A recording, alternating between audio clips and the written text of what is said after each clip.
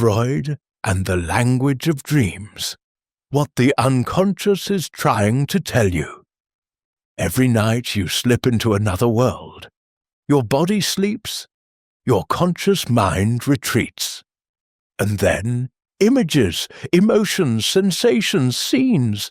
A train you can't catch. A house with endless rooms. A stranger who is also your mother. What do these mean? Are they nonsense or messages? For Freud, dreams were not noise, but code. Not chaos, but communication. In his landmark 1899 work, The Interpretation of Dreams, Freud proposed something revolutionary. Dreams are the royal road to the unconscious. They are not supernatural, but they are not trivial either.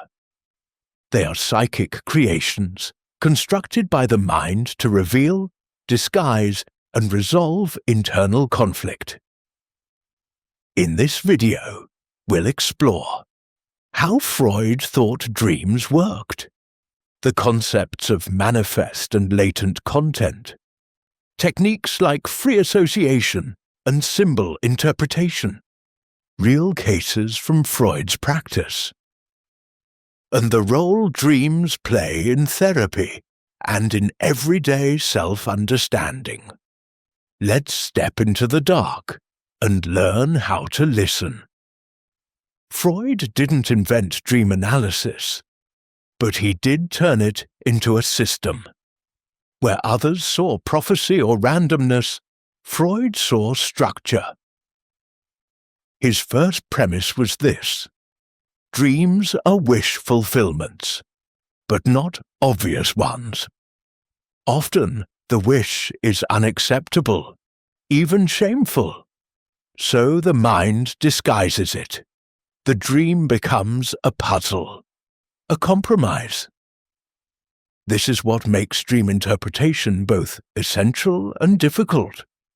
You cannot simply read a dream. You must decode it, like a poem written in metaphor by a part of you you've never met. The dream, Freud argued, is made of two layers: manifest content, what you remember when you wake up; latent content, the hidden meaning, emotion, or desire underneath. The manifest is safe, the latent is raw. The job of the dream is to protect sleep by hiding truth in symbol, and the job of the analyst is to read the symbol back into meaning. Freud called the mind's dream editing process dream work. It's a psychological sensor that transforms raw thought into cryptic narrative. It works in several ways. 1. Condensation. Multiple ideas, people, or feelings are fused into one dream image.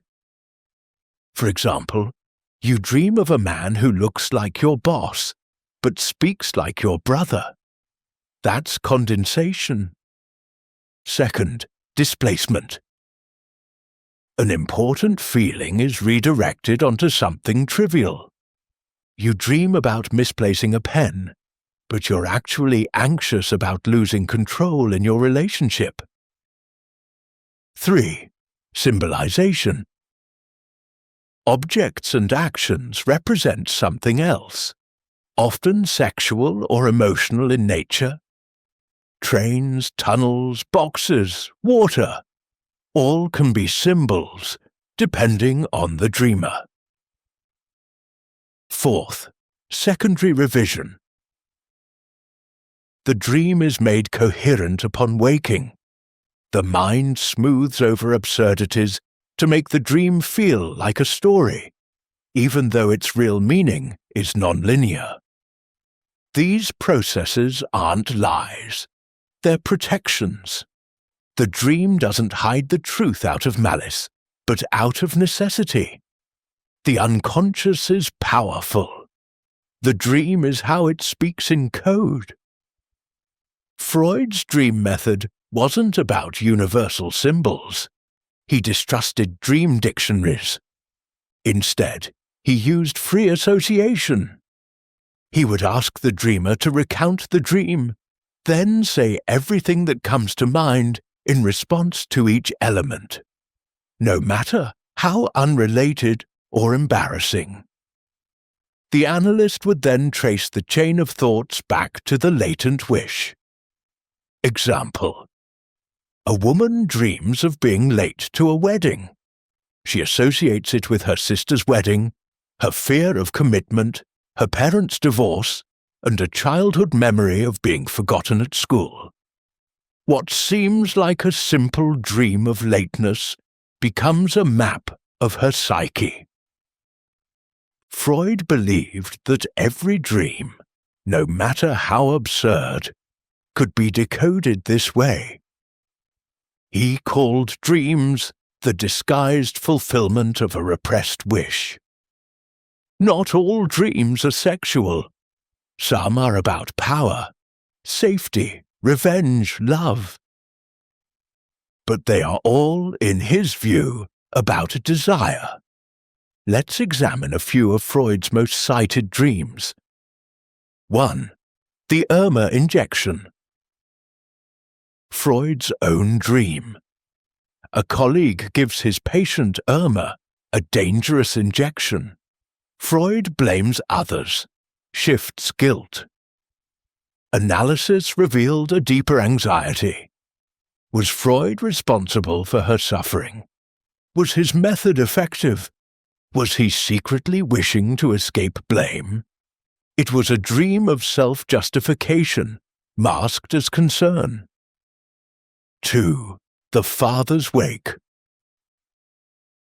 A man dreams that his dead father is alive and reproaching him. The manifest dream is absurd. Why would he dream of his father alive during mourning? But latent analysis reveals guilt. Perhaps the son had wanted the father gone, unconsciously, or feared inheriting his traits.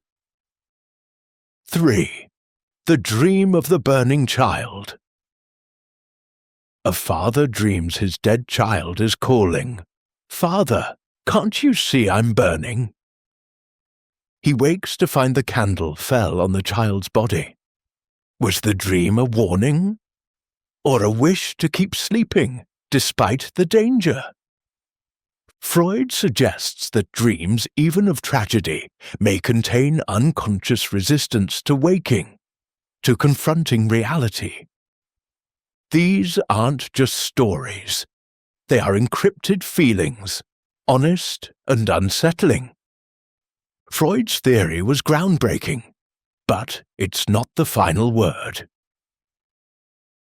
Carl Jung believed dreams were not just wish fulfillments, but messages from the self. He saw dreams as compensatory, balancing the conscious mind with archetypal symbols. Where Freud saw repression, Jung saw guidance. Modern neuroscience suggests that dreams help process emotion, consolidate memory, and simulate threats. REM sleep activates the limbic system, emotional centers of the brain. But meaning, that's still debated.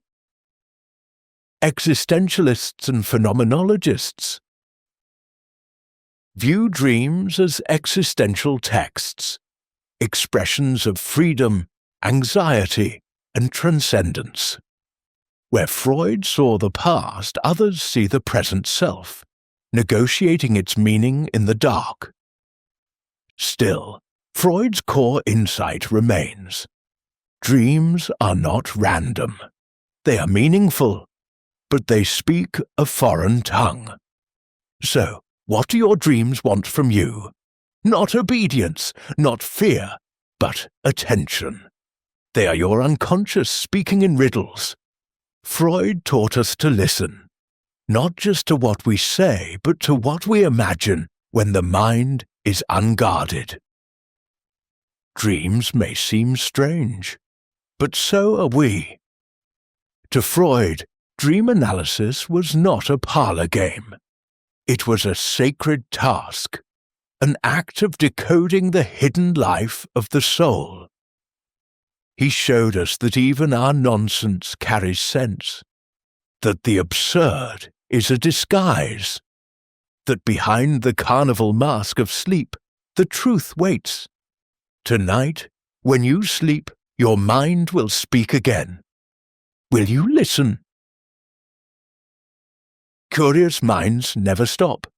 Subscribe to keep exploring.